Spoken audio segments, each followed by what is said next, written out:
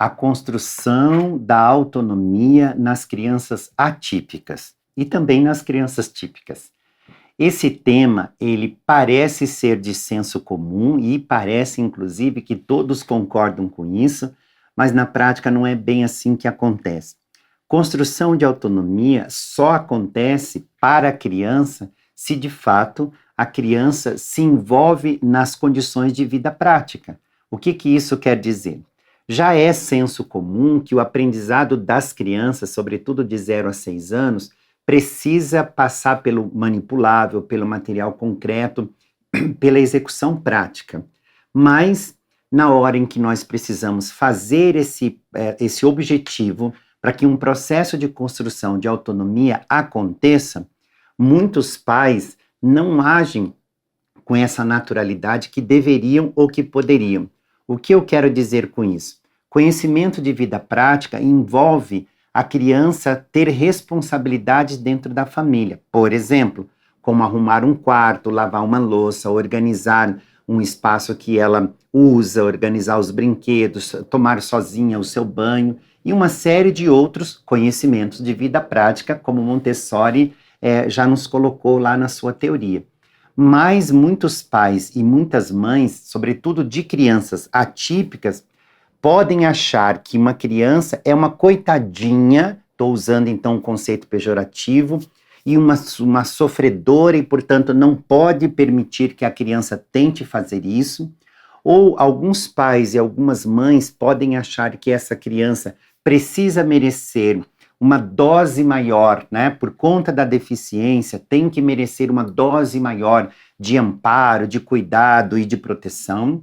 Ou pode, inclusive, algumas famílias acharem que isso se parece com o trabalho infantil e tem que estar muito longe da criança.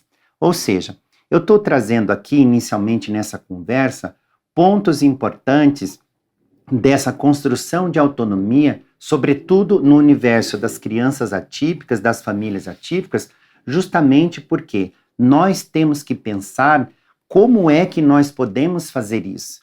Todos nós sabemos que a autonomia da criança é a liberdade da criança. E a construção de autonomia, na verdade, é a caminhada por um caminho de esperança. Essa é uma definição que eu uso sempre para explicar isso aos pais. Quando nós construímos essa autonomia lado a lado, junto com as crianças, com os nossos filhos, nós estamos também construindo com estas crianças um caminho de esperança. É saudável para uma criança poder entrar num banheiro, fechar a porta e sozinha conseguir tirar a sua roupa, sozinha conseguir tomar o seu banho, escovar os seus cabelos, os seus dentes, vestir novamente uma roupa limpa e organizar aquele espaço. Isso traz um empoderamento, um reconhecimento e, sobretudo, uma alegria nesse processo de construção da vida. Vygotsky, inclusive, chegou a afirmar que a atividade realiza a vida. Olha que bonito. A atividade realiza a vida. Então, quanto mais nós, pais, possibilitarmos, né, abrirmos esses espaços de construção de vida prática que se traduzem em construção de autonomia aos nossos filhos atípicos ou aos nossos alunos atípicos, mais essa experiência de vida vai sendo apossada, vai sendo agarrada por essa criança ou por esse jovem. No entanto, há muito que se pensar, há muito que se falar e há muito que se considerar nesse universo. Porque o primeiro olhar, muitas vezes, da família para a criança atípica é um olhar de piedade, de dó, de pena. E isso é complicado porque como é que você vai levar uma criança para caminhar com você por esse caminho da limpeza, da higiene, do arrumar, do organizar, se você só tem para com esta criança, ou para com esse filho, para com esse aluno, esse olhar de pena, de coitadinho, ele não pode, ele não deve, ele não precisa. E aí, se nós superarmos essa ideia, nós vamos ver que é possível uma criança construir a sua autonomia, sim. É possível que uma criança construa essa autonomia sem exploração de trabalho infantil, sem opressão, sem imposição, mas como um reconhecimento das suas próprias habilidades. Então, eu vou fazer um caminho com vocês, um caminho alongado de reflexão, de percepção e, sobretudo, de orientação nessa construção de autonomia. De fato, eu sou pai de uma criança autista, que hoje já é um jovem autista, e desde os 9 para 10 anos de idade, ele cozinha, porque era um talento dele, porque era uma vontade dele e porque é uma habilidade dele.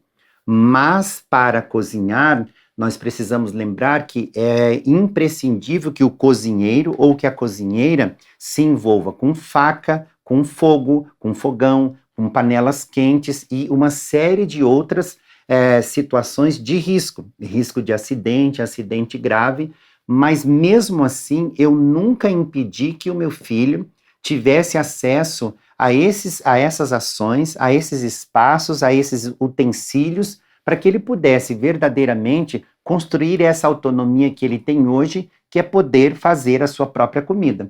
Então, hoje ele tem 15 anos, ele é capaz de fazer do café ao seu alimento qualquer coisa. Mas nos últimos 5 anos, ou seja, desde 9 para 10 anos, ele foi construindo essa habilidade e estas competências que nós podemos visualizar hoje. Mas para isso começar a acontecer, nós fizemos juntos uma caminhada, primeiro de reconhecimento dos utensílios que se usam numa cozinha. Então, facas, quais os tipos de facas existem, né? Para que serve cada faca? Existem facas mais amoladas, mais pontiagudas, com serra, faca para pão, faca para uma série de infinidades. Então, quais são as habilidades necessárias para cada uma destas facas? E nós fomos construindo a habilidade para cada uma. Eu me lembro que um dia ele disse assim: pai, existe uma faca chamada média luna. Eu não sabia, de fato eu não sabia, até eu descobri que era uma faca que parecia uma meia lua e tem 2 alavancas do lado e você usa assim para cortar tempero, cheiro verde, por exemplo. Então, nós fomos a fundo nessa construção de autonomia para que ele pudesse saber utilizar todos aqueles utensílios. Para nós adultos é muito simples, a gente pega uma colher grande, uma colher pequena, uma concha, uma espumadeira, e nós usamos pegadores de maneira quase que automática, sem resgatarmos o processo que foi construir a habilidade para usar aqueles utensílios. Mas para uma criança, TDAH, TOD, TEA e deficiência intelectual, isso não é a coisa mais simples. Então foram meses e meses somente com esses utensílios. Quando ele chegou e demonstrou essas habilidades com os utensílios, nós fomos para a segunda etapa. O que é o fogo? Como que o fogo se processa nas diferentes situações? O fogo a gás, o fogo natural feito a lenha, né, com carvão, e os cuidados que eu preciso ter. E aí a última etapa foram as panelas. Ou seja, quando eu pego uma panela e coloco no fogo, ela é uma panela fria, mas o fogo vai aquecendo essa panela e a fervura dessa panela vai transformando tampa, cabo, panela num risco. E como é que a gente se comporta diante disso? Então, inicialmente, todo esse processo vai se construindo, para que aquela criança, que hoje é um jovem, pudesse chegar nesse momento e não ter medo, né, de usar esses utensílios todos e ter habilidades e conhecimentos suficientes, mesmo tendo deficiência intelectual, autismo, entre outras situações, e usar aquilo com naturalidade. Mas a primeira coisa disso tudo foi eu, como pai, entender que ele podia fazer aquilo. E eu considerar que o potencial dele poderia dar conta daquilo. Se eu, pai, sempre fico naquele lugar, coitadinho, ele é deficiente intelectual, tem 33 de QI, se ele se queimar e se ele se machucar, e aí eu passo a oferecer somente o meu trabalho. Eu vou cozinhar o tempo todo, mesmo olhando para o meu filho e vendo que ele tem potencial, que ele tem desejo, que ele tem vontade de cozinhar. E é isso que acontece em muitas famílias. Talvez porque muitos pais e muitas mães carregam a não aceitação, a culpa e um luto que não se esvazia nunca. Talvez. Talvez porque pais de verdade não sabem o caminho da construção de uma autonomia. Talvez. Talvez porque pais não têm tempo de fazer essa construção gradativa, passo a passo, ponto por ponto. Mas essas hipóteses que eu estou levantando, usando o talvez, elas precisam também ser diluídas Porque quando nós falamos na socialização de uma criança atípica, nós estamos falando na construção de autonomia. São dois conceitos que estão imbricados, eles estão interconectados. Não tem socialização sem autonomia, e não tem autonomia sem socialização. E nós buscamos no processo de inclusão autonomia e socialização, como uma condição do empoderamento e da construção da dignidade. Isso quer dizer que a maior dificuldade para a construção de autonomia das crianças é essa decisão de os pais autorizarem as crianças a aprenderem. Por isso que eu tenho uma frase que eu cunhei, estou sempre dizendo ela, escrevendo e publicando, que é: o aprendizado das crianças precisa ser autorizado pelos pais dessa criança, pelo contexto dessa criança. E aí nós podemos entender essa frase exatamente a partir das explicações que eu trouxe. Quando nós pais decidimos, o meu filho está autorizado a cozinhar, quando eu faço essa autorização, ela vem por completo. Para ele chegar nesta habilidade, eu preciso fazer um gradativo de organização de todas as habilidades necessárias para se cozinhar, e eu, como sou a imitação para ele, como sou o suporte para ele, vou construindo passo a passo, passo a passo, passo a passo. Eu levei 5 anos para fazer isso, e ainda há habilidades e competências a serem construídas. Ele já fala que quer fazer um curso oficial, um curso técnico na área de culinária, mas isso tudo ainda pode ser construído. No entanto, a autonomia que ele tem hoje para fazer o próprio alimento, ela é inclusive maior do que os pares típicos da idade dele. Eu vejo meus amigos eu vejo meu filho com os amigos dele da mesma escola, e os amigos típicos, nenhum sabe cozinhar, nenhum é capaz de fazer o próprio alimento e nenhum é capaz de apresentar aquelas habilidades que ele tem para a cozinha. É claro que os amigos têm outras habilidades e outras competências, mas o que é importante nesta nossa conversa é entender que os nossos filhos e os nossos alunos atípicos, eles podem desenvolver habilidades que dão condições deles terem muito mais autonomia e, portanto, se socializarem em diferentes grupos, em diferentes contextos, mas eles necessitam dessa autorização da família. E essa autorização da família e da escola vem nessa nossa condição intuitiva de olhar e dizer para nós mesmos: ele pode. Por quê? Porque ele não poderia. E aí esse pode, num tempo alongado, numa adaptação de recurso, numa flexibilização de metodologia, com todas as condições que ele precisa para aprender.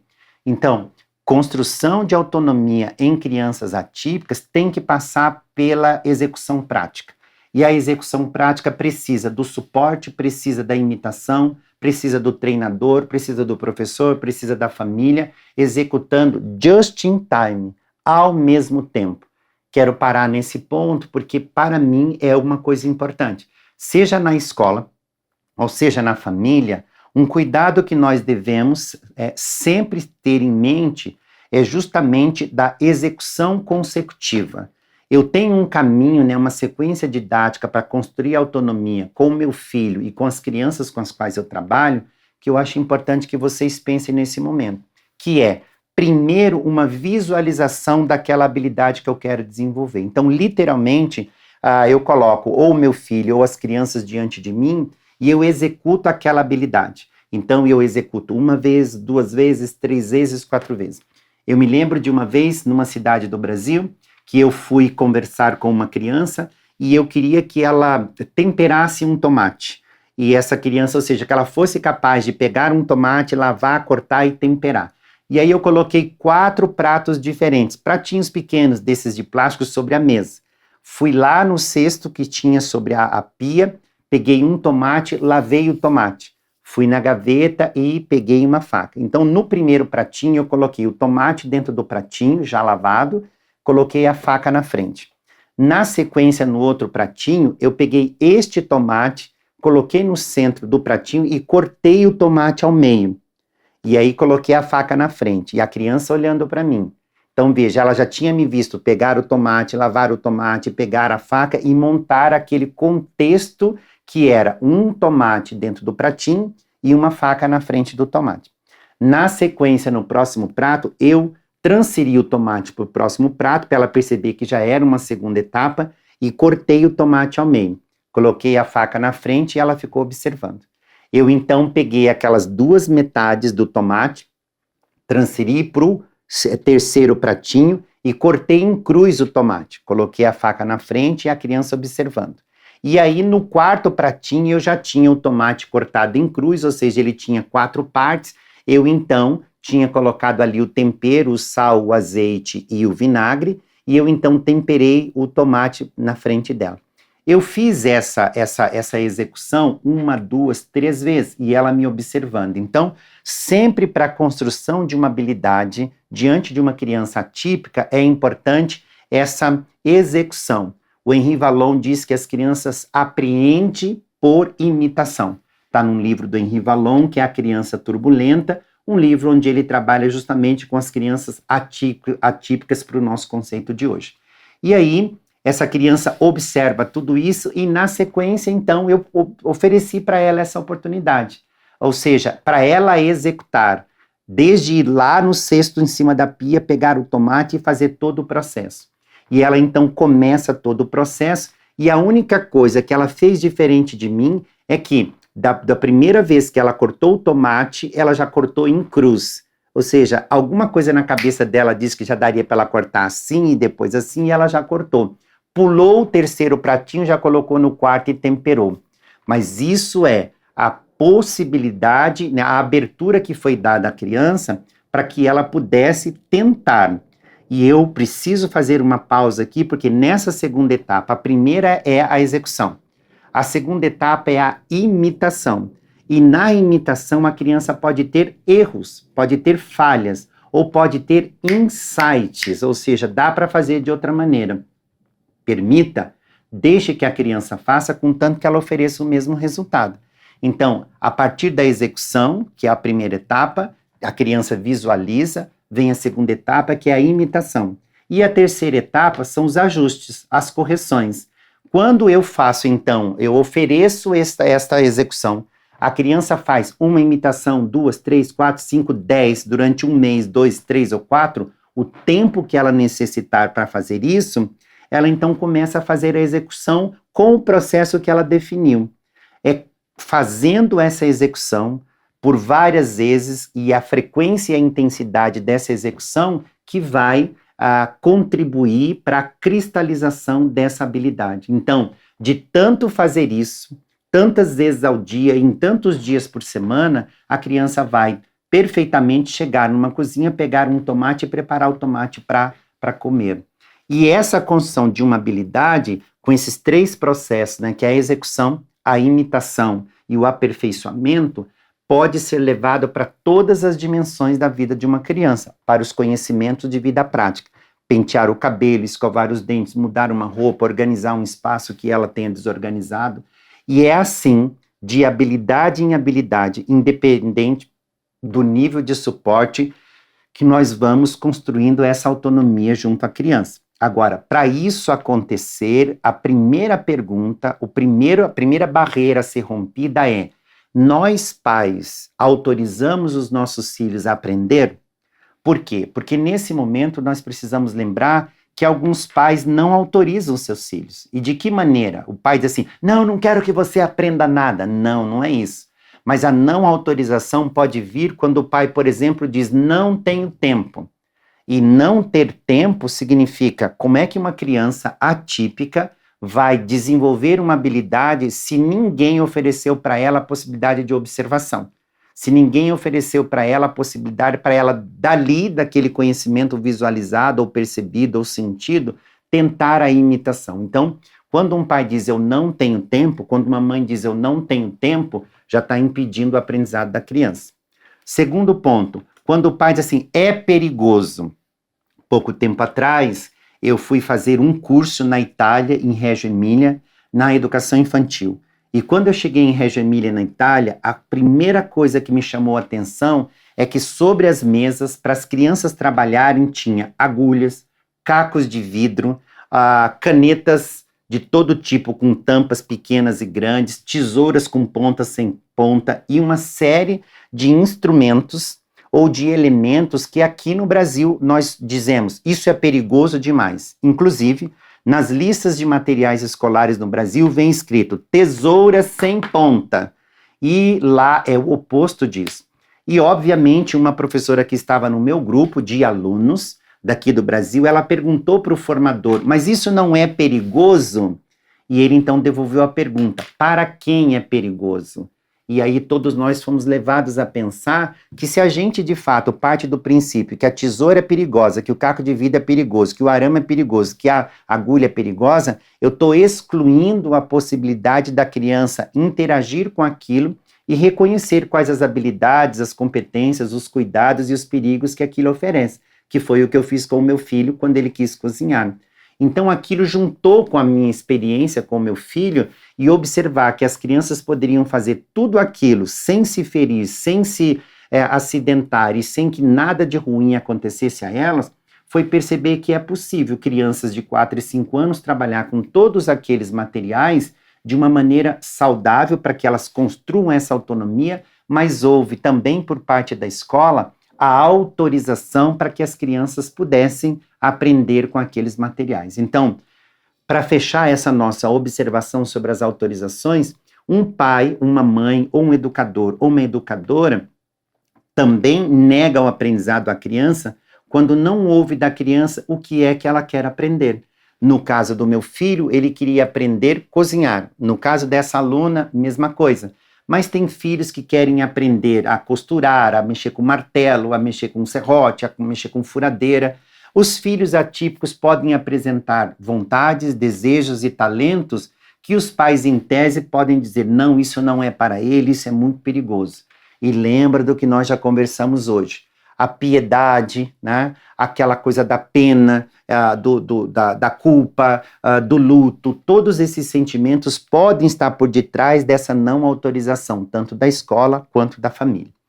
Aí a gente tem que entrar agora num ponto que eu acho também importante nessa construção de autonomia das crianças atípicas, que são os multiníveis de aprendizagem, ou seja, multinível de aprendizagem. Cada criança tem um potencial tanto para a aprendizagem quanto um potencial de limitações para a aprendizagem. Mas todos nós, independente das condições, nós temos condições de desenvolver aprendizados, no plural.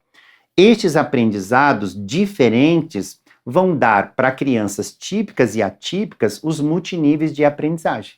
No entanto, é importante lembrar que estes multiníveis de aprendizagem não tem nada a ver, neste momento, com os níveis de suporte. Já chegamos lá.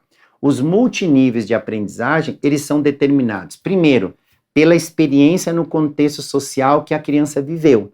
Então, você imagine uma criança de 6 anos, no primeiro ano da escola, que nunca pintou, nunca desenhou, nunca modelou, nunca mexeu com argila, nunca dançou, nunca teve atividade de coordenação motora, nunca teve estimulação nenhuma. Então, essa criança, diante de um desafio ou da necessidade de execução de uma tarefa, ela não traz aos 6 anos de idade experimentações, linguagens, tentativas, né, de construção por imitação, por elaboração, enfim, não traz nada disso. Então, nós vamos ter um nível X de aprendizagem ali. Mas imagine vocês que eu tenho aos 6 anos de idade uma criança que pinta há 4 anos, que modela há 4 anos, que dança há 4 anos, que faz execução de jogos coletivos, de jogos motores há 4 anos. Essa criança traz outro nível de aprendizagem.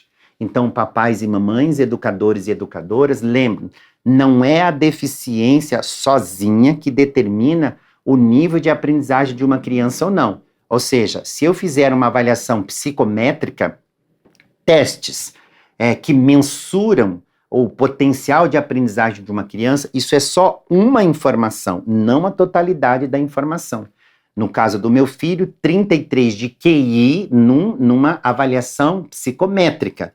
Mas isso não é determinante para o que ele pode ou não aprender. É só uma informação a mais. E isso também é importante, por quê? Porque muitas vezes esses multiníveis de aprendizagem, eles acabam sendo rótulos que pais e educadores colocam nas crianças. Então, você imagine uma criança que chega lá no primeiro ano, que nunca teve experiência de pintar, de correr, de dançar, de atividades coletivas, de modelar, de música, e ela tem dificuldade ali. Se eu olhar para essa criança e rotular, ele é um aluno com muita dificuldade porque ele tem uma deficiência, aí eu estou dentro de um processo absolutamente não humano, perverso e excludente. Por quê? Porque se não foi oferecida nenhuma oportunidade de estimulação, de contexto, de desenvolvimento, essa criança traz o quê? Traria o quê? Pouco ou quase nada. Então, esse nível que eu observo é um nível só temporal, substancial para aquele momento, e ele está temporariamente determinado dentro daquele tempo e espaço, mas não será assim para sempre. Outra observação sobre o multinível são as convivências pela data de nascimento. Vocês imaginem que numa mesma turma de 6 anos de idade, eu posso ter criança nascida em abril e posso ter criança nascida em novembro.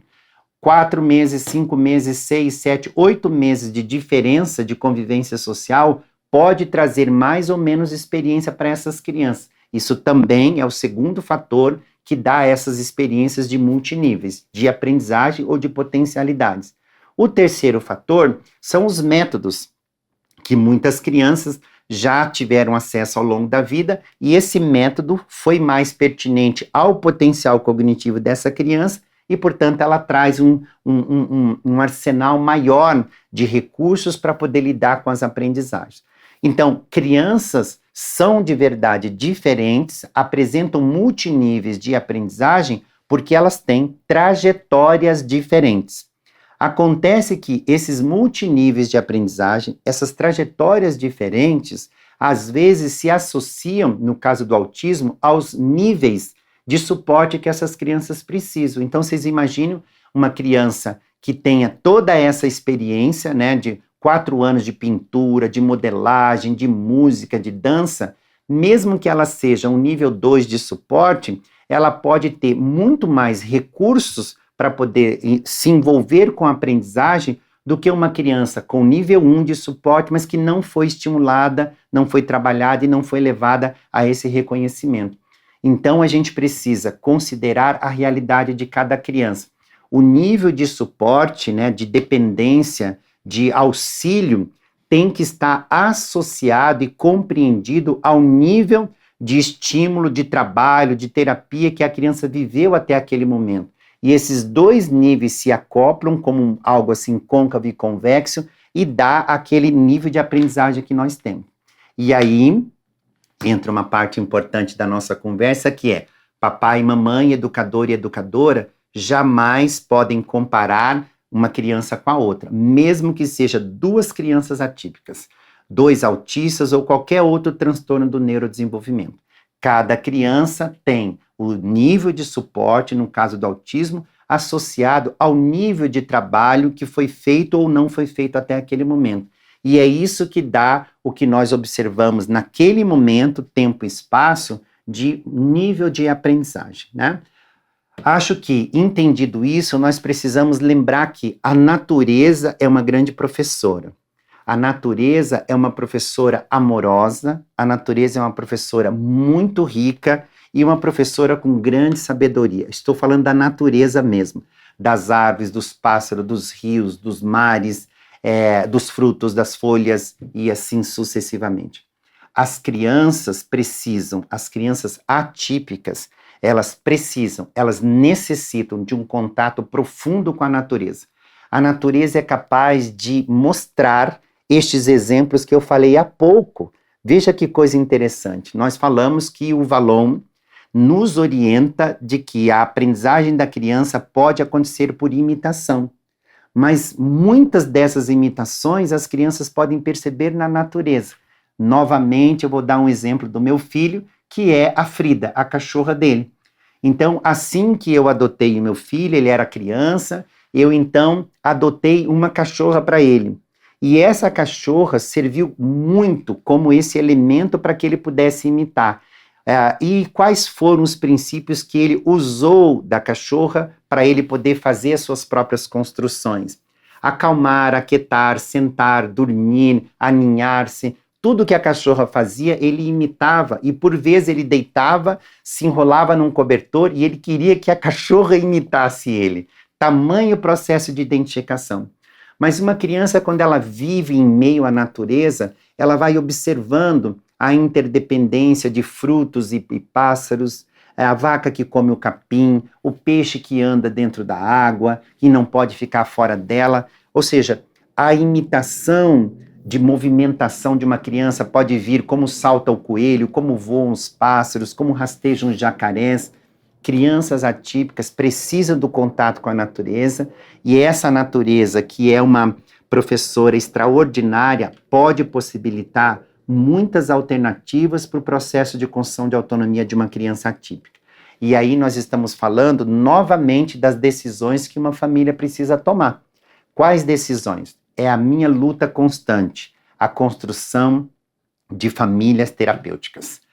A família terapêutica é uma necessidade. As crianças atípicas podem frequentar os seus consultórios, os seus terapeutas, os seus hospitais, as suas clínicas, aba, fono, terapia ocupacional, tudo isso é absolutamente maravilhoso e importante para as crianças que têm o acesso e têm a oferta nos seus lugares, ou seja, nas comunidades essas ofertas existem e as crianças têm acesso a estas ofertas. Isso tudo é maravilhoso. Mas também é maravilhoso que a família compreenda o poder que uma família tem no campo terapêutico para que essa criança atípica possa construir a sua autonomia. A família tem um espaço extraordinário de ensino e de aprendizagem, desde o conhecimento de vida prática até mesmo a condição socioemocional, de relacionamento.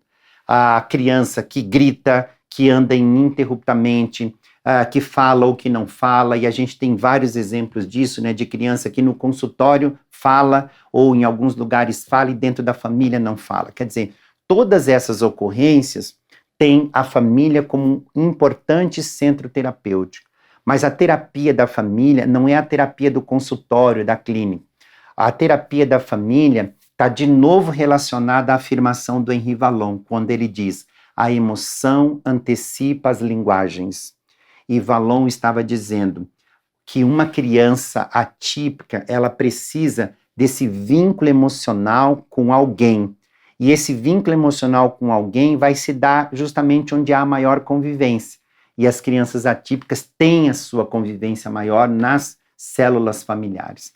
Então eu diria, pais, tragam os seus filhos para próximo, para dentro da sua vida, e ofereça essa sua experiência de vida como uma observação para o teu filho. Tudo o que você já sabe, tudo o que você domina é um dos melhores campos de ensino e aprendizagem para o teu filho.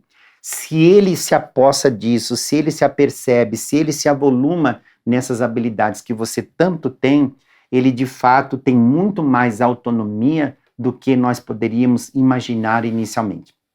E para finalizar essa nossa conversa, eu vou terminar dizendo que a construção da autonomia nas crianças atípicas é uma necessidade urgente, mas essa necessidade urgente passa primeiro pela autorização da família e da escola.